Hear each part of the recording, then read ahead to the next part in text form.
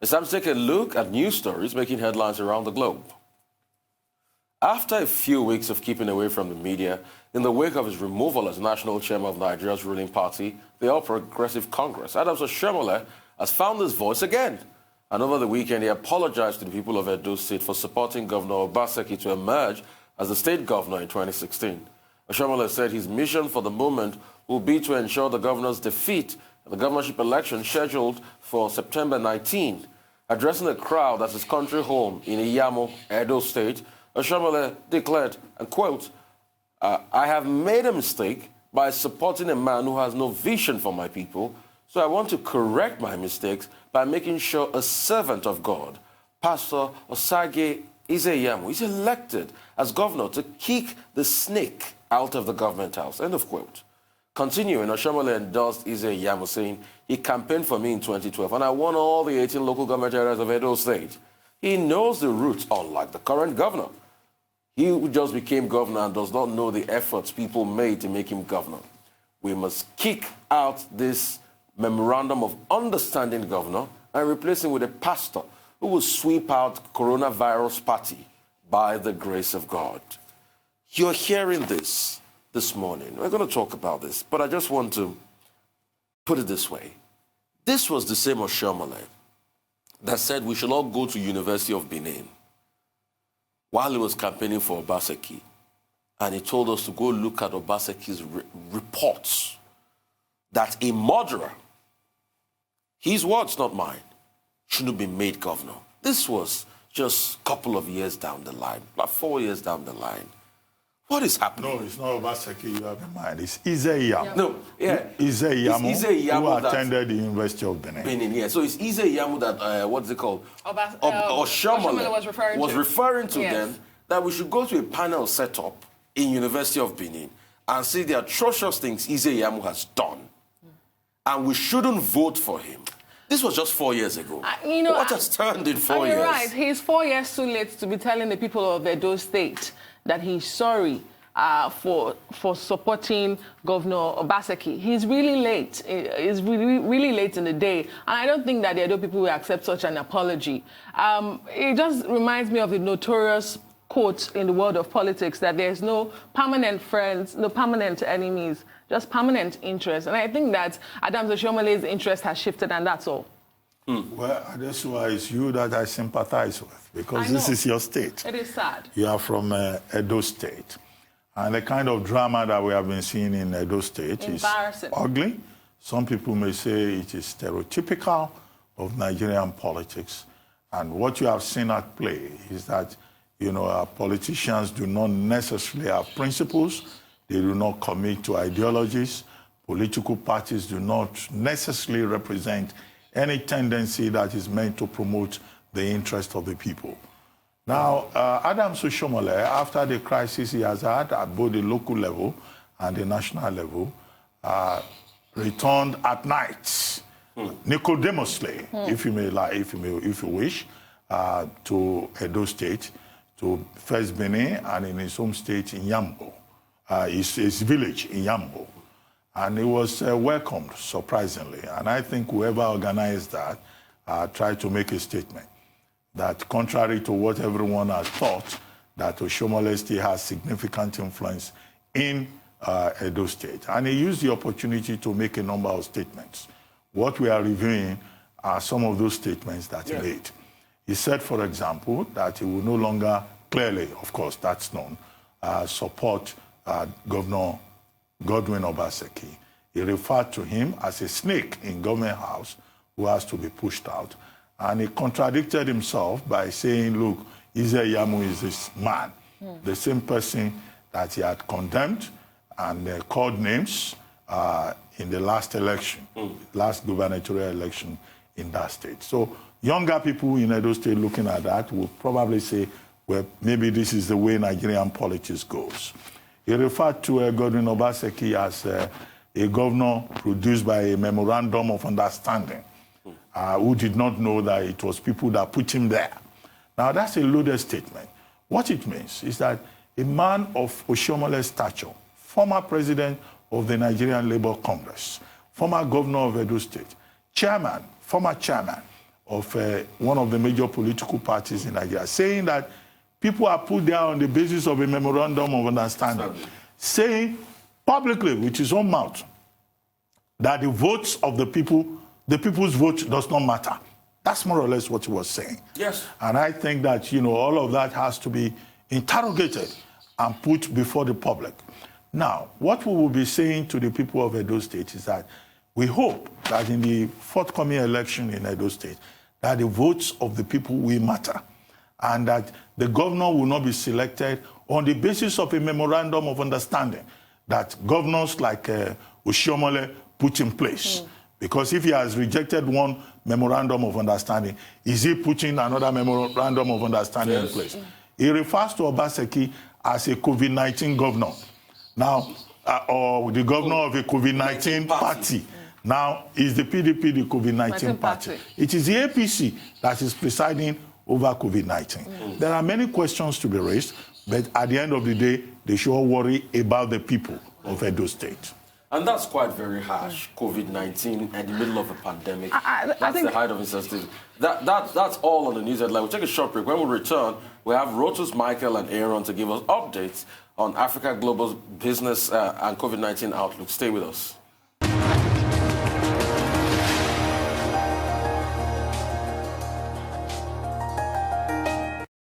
Welcome back to the Morning Show here on Arise News. Our ever-dependable Rotus Odiri is now here to give us Africa business update. Good morning, Rotus. Over to you. Good morning, Doctor. Good morning, Adesuwa. Good morning, Rufai. Good morning to you all. We kick off with the Central Bank of Nigeria. The MPC meeting is taking place today. In fact, it kicked off about 17 minutes ago, right as the morning show was kicking off at 8 a.m. So there's a tweet from the Central Bank, 274th meeting of the committee scheduled to hold today. And so they're going to be looking at a lot of macroeconomic indicators and trying to decide exactly what to do with the benchmark interest rate.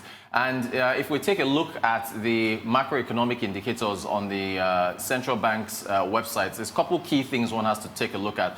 One is inflation rates for year-on-year as of June, 12.56%. If you skip to the third line there, that's the monetary policy rate. MPR is 12.5. Inflation has now outpaced the benchmark interest rates. Nigeria is not the only country that's going to be meeting this week. Angola, South Africa, Ghana, Kenya, a number of sub-Saharan nations, their central banks are going to be meeting all this week to determine what decisions to make in order to combat the effects of COVID-19 on the economy as far as the monetary side is concerned. Nigeria, though, has been facing this inflation battle for quite a while. I believe we have a chart that we can look at inflation versus MPR, where we have a chart that compares, no, there it is. So we have, in black is the inflation rate, which is now, if you look at it now, 12.56, what I just referred to. Food inflation in red. I've talked in the past about the cost of plantains now that have doubled. Over the weekend I tried to buy eggs. Cost of eggs has also increased. They keep saying the supply shortages and so on and so forth. So food inflation, you're at about 15%, and then in blue you have the monetary policy rate, and you can see that at the end towards the right of the chart you can see the black line inflation rates year on year, which has now outpaced the monetary policy rate. So they're going to have to think about that. Let's look at their previous MPC decisions, at least the recent MPC decisions that have been made. So back in January of this year, CRR, that's the cash reserve ratio, was raised to 27.5% from 22.5%. Cash reserve ratio is the amount of funds that have to be kept with the central bank. So basically 27 naira 50 kobo of every 100 naira with the bank has to be kept with the central bank. They reduced the monetary policy rate. They cut the interest rates by 100 basis points in the May meeting to 12.5% from 13.5. That was in line with a number of other central banks in the African region. South Africa has cut their rates, Ghana, so on and so forth. Liquidity ratio, that's unchanged at 30%. And then, of course, the next MPC meeting is today. So what do? Do they increase the benchmark benchmark rates to combat inflation. If you do that, you are constricting aggregate demand and you're making the cost of borrowing higher. Do you cut rates? If you cut rates, you've got the issue of increasing liquidity, which you now chase foreign exchange. So the central bank also has to keep their eye on Forex. So it's a delicate balancing act with regards to what they're going to be doing today. They might also just choose to keep rates where they are, because it's debatable as to whether or not we felt the effects of the 100 basis point cut back in the last MPC meeting, whether that has passed through to the economy. You still have to worry about the pass-through effects of the increase of PMS, pass-through effects of foreign exchange costs, as well as the cost of food, all flowing into headline inflation. So when you think about the primary objective of a central bank, which is, interest rate management, monetary policy, that's what they're going to be deciding today. So we'll see how that pans out. On the foreign exchange side of things, let's move on to a couple of notifications that were sent out by a couple commercial banks to customers this week, over the weekend rather. They stated that the spending limits on Naira debit cards are going to be reduced. Now, there's speculation as to why that is. There's two ways to look at this. On the one hand, COVID-19 has, reduced. Well, actually, we're not getting to this yet. That's another topic. Well, COVID-19 has reduced the amount of international flights that we've seen, which has reduce the amount of debit card purchases and ATM withdrawals that we've seen. So you can argue that the commercial banks in Nigeria have said, well, if volumes are down and not that many people are flying and there's no need for demand for Forex with regards to spending on debit cards, we can revise the rates, spending limits and ATM withdrawal limits downwards. So that's one end. On the other end, you can say it's foreign exchange pressure, that the banks are trying to limit their dollar exposures as far as liabilities are concerned with regards to you and I and the amount of ATM withdrawals we make and spending, dollar spending that we do on our debit card. So a couple banks, about 2 or 3 of them, sent out notifications saying that those limits have come down. So you can either look at it in 2 ways. Thirdly, what we just had up there, we can pull that back up now. The central bank has released guidelines for micro, small, and medium enterprise development fund for non-interest financial institutions. Basically, what they're looking at here, they're saying that in line with the revised microfinance policy regulatory supervisory framework for Nigeria, every year they want women-owned businesses, in order to close the gender gap, to increase by about 15%. So this fund, about 220 billion naira, 60% of it, I believe we have a second excerpt here where we should, so 60% of it is going to be targeted at women-owned businesses. And they state that in their circular. We should hopefully pull that up for our viewers to take a look at. But essentially that's about 130 billion. We're not quite getting to this yet, but 130 billion of those funds will be targeted at women-owned businesses in order to reduce the gender gap. So that's part of the central bank initiative with regards to MSMEs that are run by women. And then finally, what you just saw there,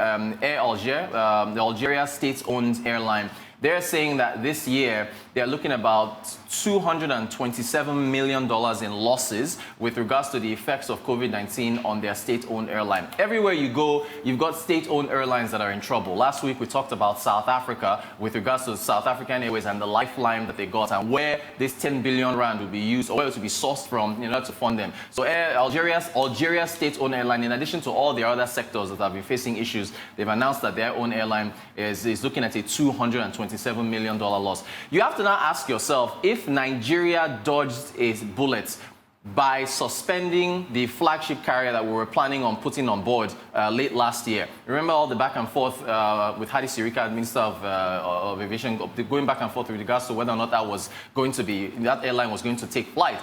Maybe we did, because if you look at how all these other airlines, state-owned airlines are suffering, maybe it's a good thing that we didn't actually float that. But again, that's been suspended. Maybe they'll, revise, resuscitate it again. But they might actually be giving pause with what's been going on, how COVID-19 has affected different aviation, state-owned airlines across Africa. I just wanted to comment as regards state-owned airline. I think the idea is almost impracticable. Businesses and private individuals run airline better. Because it's called British Airways doesn't mean it's owned by the British government largely. Because it's called American Airlines doesn't mean it's owned by the American government. And that's what we need to start looking inwards. I mean, create a viable sector where you can have competition amongst your airlines and they can do well. Well, you could whitelist, but it doesn't necessarily mean that the state should own those airlines, because it's a big pot that you can never get out from once you start to spend it. Plus Well, I AirPods think, as well. Rotus, most of our viewers will be interested in the Nigerian side of it. How bad is our situation? I mean, For aviation? The dollar reserves are down. Okay. The naira has been depreciated. We're now told that the CBN is trying to manage a settlement risk. We're even told also that the MPC, the policy-making committee of the CBN, is meeting, and it's between the devil and the deep blue sea. Right. How bad is the situation? Well, it's not really that bad. I mean, it's a difficult situation, granted. There's a backlog of FX backlog for foreign portfolio investors that want to repatriate their funds out of the country. So that's been growing. But the central bank has assured them that they will meet that backlog and they will, provide FX to the market so that they can exit. So they've given their assurance. And I believe 3-4 weeks ago, they did provide FX. Although the thing is, the volumes were not as much as were expected. So with regards to the situation, the central bank has given its assurance. They said that they will meet that backlog. You have to now wait to see those funds coming in from the World Bank, African Development Bank, and so on and so forth, being able to support what we're trying to do. So in time, that should be met up. So what should we expect from the MPC meeting? I would bet that they will hold rates where they are. I don't think they'll increase. I don't think they'll cut. That's my bet. We'll see whether it happens. All right. Is it me or is the CBN doing too much as regards fiscal intervention? But thank you so much, Rotus Odiri. And moving on to more business update, Michael Wilson joins us now from London. Hello, Michael. Good morning, Michael. Good morning. Good morning. Contrasting fortunes, first of all, with the Asian markets. China shares up 2.5%. Here's what you can do in an economy, in a command economy like China. You can say to people, oh, and by the way, why don't you merge with companies? Why don't your companies get together? Why is there not acquisitions amongst brokerages and mutual fund companies and things like that? That's what they've done, and that's given an enormous boost to the stock market, but it could go down tomorrow. It's very, very volatile. Anyway, up 2.5% today. Japanese shares down. They're tracking weaknesses in the US stock futures. I suspect that's slightly more realistic than China's increase, actually. And exports in Japan suffered a double-digit decline again. So that's rekindling all the worries about the damage that the pandemic's done. I think we're in for a relatively calm day as far as the markets in Europe are concerned. Let's turn our attention to Europe and this pandemic recovery discussion that's taking place. They're calling it Mission Impossible. It's been overnight. It's now in its fourth day. I'll just remind you of the detail. It's a 750 billion billion rescue package at the centre. The original proposal was 500 billion in grants, 250 billion in loans. The Netherlands, Austria, Sweden and Denmark, the so-called Frugal Four, expressed opposition to 500 billion being given in grants, and they think there should be any money given away by the European Central Bank and the Union itself. There need to be conditions. That's what they're actually saying about that. There are concerns also amongst the more frugal countries that once they're given to other countries, this north-south divide is still there, and that funds wouldn't be used to help the crisis. They'd be used to fill the hole left by their debts. So here's what the Netherlands and Austria are pushing for: 390 billion in grants, 360 billion in loans, but nothing has been agreed on at the moment. I'm hearing that there's been some sort of compromise overnight, but we wait to see. They'll be having a breakfast, I would imagine, and reconstituting and regathering and recouping and doing whatever they do over breakfast. The US, let me just go through what's actually happened last week. It's quite good. The US posted mixed data on Friday. I'm saying this because obviously the weekend does not really get in the way of the markets. Building permits up, housing starts, a decent jump, quite honestly, in the United States. The preliminary reading of the University of Michigan, yes, consumer sentiment up 73.2% in July. Why is that? Well, it's an important manufacturing base, and it's seen as part of the federal setup in the United States, but it's seen as an important indicator. But still, we've got those health concerns in the United States too. Let's switch our attention to commodities and oil. It lost a little ground last week because of the OPEC Plus agreement that they would increase their output as a result over next month. In May, if you remember, they cut their output by 9.7 million barrels a day. That helped prop up the the price, but some oil producers didn't like that too much. So there's going to be an increase in production in August. That was confirmed last week. But remember, oil hasn't actually fallen that much after those terrible lows in negative prices, actually, in April. By Friday's close, WTI and Brent crude down only about 2.5% and 1.9% respectively. Next high for gold should be testing about $2,000 according to the commodity markets this morning.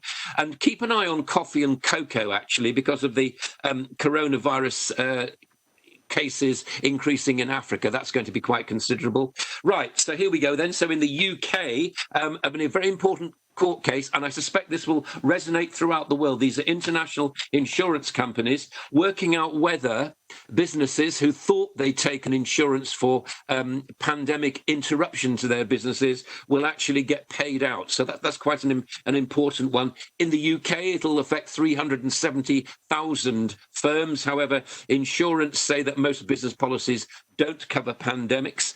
Well, we'll see about that. There'll be a big meeting. There'll be a big result about that in the next couple of days. The week ahead, then, UK public spending. Yeah, we know what they've done there. Debt extremely high. Friday, UK, France, and Germany. We get the flash PMIs. These are preliminary counts of the purchasing managers' indices, which actually show us what people are actually thinking and how confident they are in their own economies. And we're looking for a sustained improvement as far as June's concerned in all those countries, given that all of them at the moment have been slackening down on the lockdown, if I can put it like that, but no V-shaped recovery at the moment. Retail sales here in the UK on Friday, that'll be quite a big one. Now, here's some three very important companies. Tesla, first of all, Q2 on the 22nd, on Wednesday. Now, remember what we said about Tesla. It's not a car company anymore. What it is an electricity company and a battery company. It happens to make cars as well. It's suffering from what's called a melt-up. Investors are looking at the predictions for the share price, which are insane. I mean, somebody was quoting, and I was telling you on Friday, $2,300 a share. And you remember this is a company that was talking about bankruptcy only a year ago. Twitter. Now, remember the security breach we were talking about last week? They have their Q2 figures on Thursday. Yes, they're an important milestone for them, passing $1 billion in revenue for the first time. But of course, advertising under pressure and all the usual things from the pandemic. And Microsoft, finally, that's on Wednesday, Q4 of their year. In the space of 3 years, Microsoft has gone from $100 billion a year in revenue now to turning over $141 billion in revenue. It's a combination of advertising and subscription base as well. There's been a sharp rise in PC demand and obviously other products from Microsoft because of people actually working from home during the pandemic. That's the global outlook, and that's your week ahead. Michael, please, could you comment a bit further on the rebound of retail sales in the UK? You'll recall that both the Chancellor and the Prime Minister said, look, if the UK community spend, then that will result in not just consumer confidence, but also a rebound of the economy. But you are saying this does not quite translate into a V-shaped recovery for the UK economy. Is that what you said? I am saying that, and the reason for that is that people initially flocked to the shops when they're locked down because they were just pleased to get out. But now they are concerned about the big problem here, and it is everywhere else in the world, the rise in unemployment because of the pandemic, and people are not confident about where their jobs are going to go. Sure, the government would like you to spend because they get tax on most of the transactions, and that's what they're interested in, and somebody's got to pay the bills that have arisen from all this. But what I'm saying is that at the moment, we'll see what these retail sales say during the week in the UK and other retail sales around the other major European economies. But I think you'll find this caution, and I think people, once these government recovery plans have started to be scaled back and run out of money, people will start to worry about their jobs. And, you cannot have a happy nation if you've got high unemployment. It just doesn't work. And very quickly, Michael, I just wanted to find out from you your thoughts on the EU package. It's been difficult to get these 27 countries on the same page. We've seen the German Chancellor and the French President assuming mediation sort of role. But what will a failure to reach a deal mean for the bloc? Well, there won't be a failure. They will reach a deal. They just do. That's what happens. But I would say that you put your finger on something. There is a fundamental problem, and discussions like this show it. You cannot have a union, an effective union of strong economies and weak economies supported by stronger economies, unless you have a federal system, as you have in the United States. Remember, and we've talked about this before on this program, haven't we? My feeling is the United States is a prime example of that. There were lots of separate states, and even before they had a dollar, there were lots of separate currencies as well. But they didn't actually achieve what they achieved until there was political union between the various states, the rich ones and the poor ones. We are nowhere near that as far as Europe's concerned, and this will paper over the cracks. There will be an agreement. It won't be a satisfactory one, and these sort of disagreements will continue to rumble on. That's the way of the world, unfortunately. Well, thank you so much, Michael Wilson, for the updates. Now let's bring in Aaron Akerjala for updates on COVID-19 globally. Hello, Aaron. Yeah, good morning, Adesuwa. Good morning, Doctor. Good morning, Rufai. And let's actually start it off from Africa today, looking at how the latest in terms of COVID-19, and not quite exciting. As a matter of fact, it's quite grim on the sense that now the total number of cases of COVID-19 in Africa has actually passed 700,000. As a matter of fact, looking at the figures coming in this morning, as of some 2 hours ago, 701,573 are the number of confirmed cases of COVID-19 in Africa alone, though deaths are still relatively low compared to other continents in the world. 14,937 are the number of cases. But South Africa is becoming worrying, because when you look at it, if we get into our slides for Africa, South Africa, right now, you can see the number of confirmed cases there, 364,328, which is the highest, almost accounting for about 42% of the total figures in Africa alone. And South Africa is quite worrying because the number of deaths that have actually come in, if we move on to the next one, we'll find out that is 5,000. You can see the cluster in terms of dots in Africa. And South Africa is huge, is wide in terms of the number of clusters we've actually seen in that particular region. And it's unfortunate that they've actually passed. As a matter of fact, as of yesterday, from the Ministry of Health in South Africa, they said that they now have 5,033 deaths in the entirety of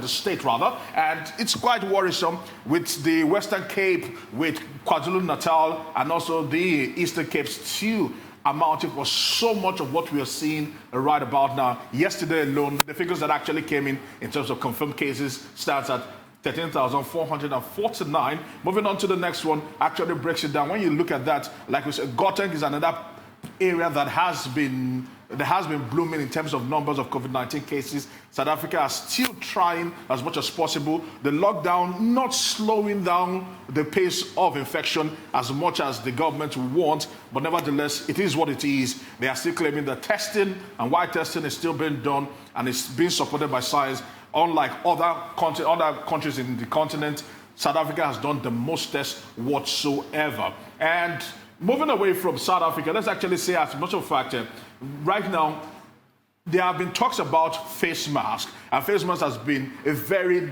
divisive topic around the world, whether or not you wear. As a matter of fact, in Kenya, there are talks about the fact that there are some face masks being imported into the country which are already infected, which the government has gone on to deny. Africa CDC has also gone on to deny. But this particular picture we're actually seeing there, for those people who like to put their face mask on their chin as against on their face, wherever you find yourself, if you're not using your face mask, or you need to do something that your face mask will impede movement or impede maybe speech, it is advised, maybe you want to eat or you want to talk to somebody or whatever, wherever you find yourself, and you need to use or take off your face mask, rather than put it on the chin like the second man does, it is always advised to ensure that you take it off, because other parts of your faces are actually exposed. So putting it on your chin, whatever, if the virus actually touches your chin and you put it back on the face, like the third picture is actually showing there,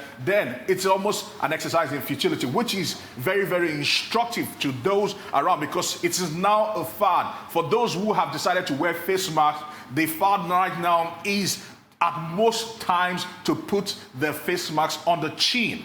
If you have to take it off, if you have to relieve yourself of face masks, take it off completely. That is how we actually stand. Moving now to Zimbabwe, where it's quite kind of instructive what is happening in Zimbabwe, understanding that right now there is a huge clampdown on those who are violating the COVID-19 protocol in Zimbabwe. And as a matter of fact, up until yesterday, the number of those that have been arrested stands at 105,000 people. As a matter of fact, just last week alone, 1,000 of those people were also arrested. In South Africa, it has even risen as much as 230,000 people have been arrested for COVID-19 violations of any kind, and which is quite good, because sometimes we do forget to fall in line and actually go with those protocols. So things like this do happen, and I hope other African countries are actually taking notes, and not just taking notes, also enforcing some of these things very, very hard, because some of those people are being even charged to court, not just being arrested alone, because we heard of some places in Zimbabwe where some people actually just kept the isolation center, went to their families' places. They had to now go and get them arrested for breaking protocols as it stands right now. Now, moving away from that, looking at how things are playing out, we spoke last week about Jair Bolsonaro, the president of Brazil, going down with COVID-19 on the 7th of July, to be very precise. Yesterday, which was quite strange, because you know it,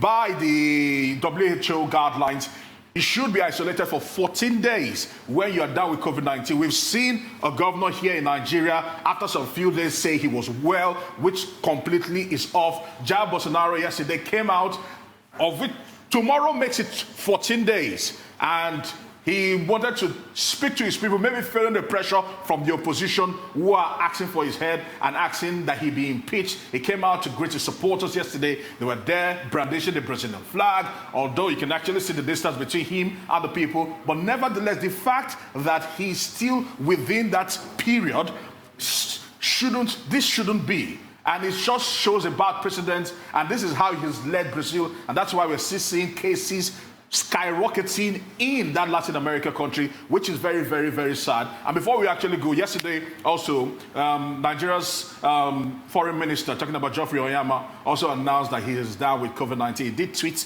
that what's on the screen, and he's hoping that he's asking for everyone's prayer, and he's hoping that he'll come out of this alive and fully well. Well, we wish the Minister of Foreign Affairs of Nigeria speedy recovery. Yeah. He pointed out that he had taken the test 4 times. Yeah. And then he tested positive, which means, of course, that persons who may have tested for the virus may need to repeat the test for them to be able to know what their exact status is. Yeah. But in Africa generally, I think the biggest problem is the crisis of infodemic.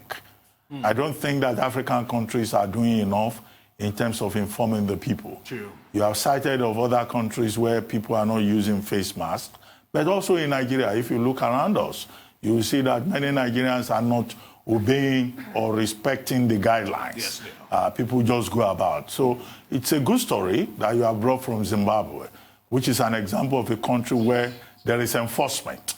1,000 persons arrested in the last 2 days. Yeah. I would like to see persons arrested also in Nigeria. True. 50 persons were arrested in Kwara, but more should be arrested. The only difference is that in Zimbabwe, the crisis with COVID-19 is linked to political crisis, is linked to economic crisis, and there is the concern that President Nanagwa is using COVID-19 to clamp down on the opposition. You know, of course, that by July 31, some persons are planning to protest against the president. But we'll see how it goes across Africa.